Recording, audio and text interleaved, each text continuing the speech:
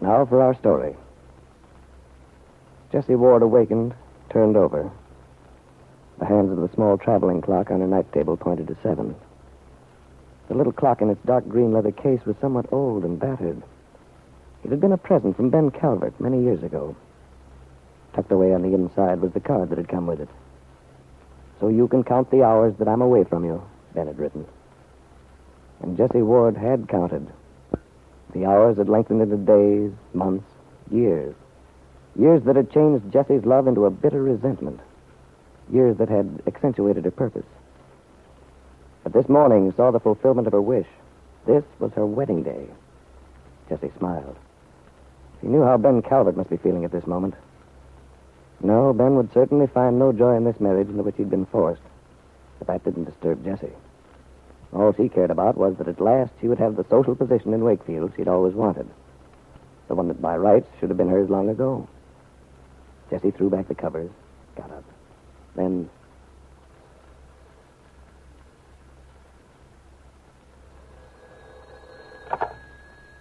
Hello? Hello, Jessie. Oh, good morning, Ben. I was just thinking about you. You were? Well, this is the day, isn't it? It looks that way. Are you excited? Well, to tell you the truth, I wouldn't use that adjective to describe my emotions. Ben, I have a suggestion to make. What's that? For this one day, well, let's make it a happy occasion. Well, I mean, if we thought back to the past, it wouldn't be so hard to pretend a little. Don't you think it'd be nicer if we forgot all this trouble and antagonism and... Jessie, you're quite priceless. I'm afraid I'm not much good at let's pretend games. You've got what you asked for, my dear, but don't expect me to be a happy bridegroom for you, too. Well, it's rather ridiculous for you to be so morose. Life to you's always been just like a poker game. You never could stand to lose at anything. You only wouldn't take that attitude. You just... Look, Jessie, I've been trying to tell you.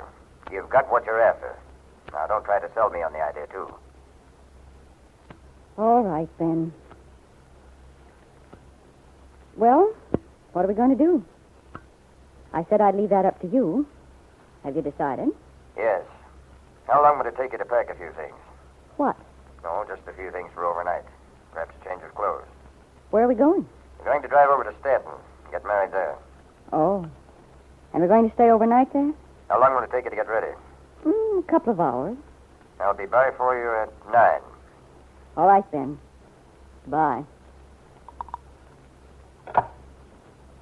At 9 o'clock, the residents of Jessie Street were quite surprised to see Miss Ward in a new suit and hat come out of her apartment building, accompanied by Ben Calvert, carrying her overnight bag. As the pair drove off, there was much speculation. Was Jessie going on a trip? Had there been a reconciliation between her and Ben Calvert? But not one of the neighbors thought of the right answer. They were too accustomed to thinking that Jessie Ward would never be Mrs. Ben Calvert. It's going to be a lovely day, isn't it, Ben? Mm-hmm. How do you like my new outfit? That hat's a little girlish, isn't it? I might have known you'd have to say something unpleasant. Well, you asked me, Jessie. I've always been frank with you. You don't think I'm pretty anymore, do you? I've always thought you were a very good-looking woman. Tell me something, Ben. There's no reason we shouldn't be completely honest with each other now. When did you begin to get tired of me? Jessie, you'll never believe this, but I was never more bored with you than I would be with any woman after a great many years. You know perfectly well that the reason I put an end to things between us was because of Kit's returning to Wakefield and the fact that she was getting married to a boy like Bill Meade. So let's drop that. You always end up getting hysterical when you start talking about how I got tired of you. Oh, I can assure you that I'm past the hysterical stage now. That belongs to the days when I had hopes we could always be as close as we'd been. Look, Jessie, let's skip the reminiscing. All right, Ben. Anything you say. Anything I say. Wouldn't it surprise Kit if she knew? I guess it's what you'd call ironical. I lost you because of Kit, and now I'm getting you because of your daughter. I'd just as soon you didn't discuss all the fine points of this arrangement. Yeah, but it is strange, don't you think? I was thinking just the other day. There's Kit out in California, alone. Her marriage breaking up, about to have a baby. She must be scared to death. No, that isn't true. Kit wouldn't be scared. She's too much like you, Ben. But I imagine she's furious. And it could all have been so easily avoided. But as it is, she doesn't know what the child will be like. It's really a tragedy, and I'm genuinely sorry for her, but the odd thing is that her tragedy means my happiness.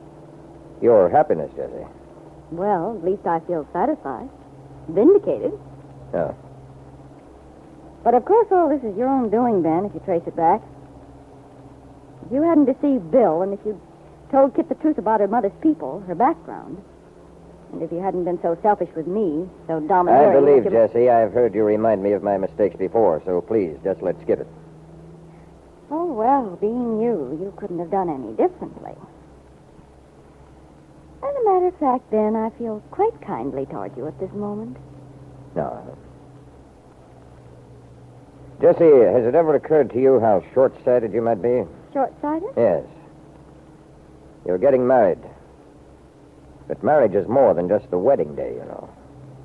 In all likelihood, you'll be very miserable as time goes on, Jessie.